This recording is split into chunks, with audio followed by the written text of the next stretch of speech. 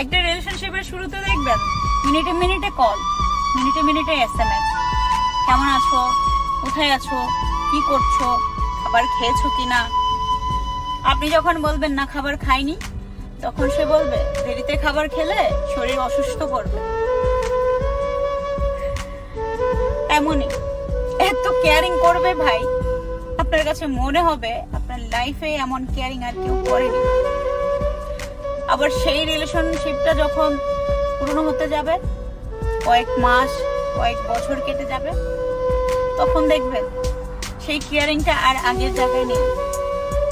আপনি তাকে যখন ফোন বা SMS করবেন, বলবে পরে কথা বলছি, SMS এর রিপ্লাইটা আর সাথে সাথে আসতেছে না, বলবে ব্যস্ত ছিলাম, একটা কাজ ছিল, অনেক বিজি ছিলাম। আপনার কাছে তার ব্যস্ততার মুহূর্তটাই তুলে ধরবে। আগের মতো সেই কেয়ারিং এর জায়গাটা আর থাকবে না আপনার প্রতি।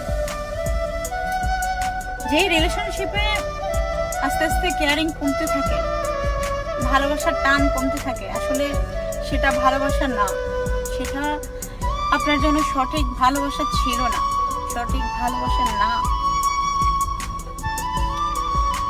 ভালোবাসা হওয়া উচিত এমন, যার সাথে আপনার পুরো লাইফ কেটে গেল, তার প্রতি আপনার কেয়ারিং, টান, ভালোবাসার আবেগ, ভালোবাসা কোনোটাই কমতি থাকবে না। সেটাই হচ্ছে উপযুক্ত ভালোবাসা, সঠিক ভালোবাসা। আজকের দিনের ভালোবাসা টিভি সিরিয়ালের মতো, মিনিটে মিনিটে চেঞ্জ হয়ে যায়। ভালোবাসা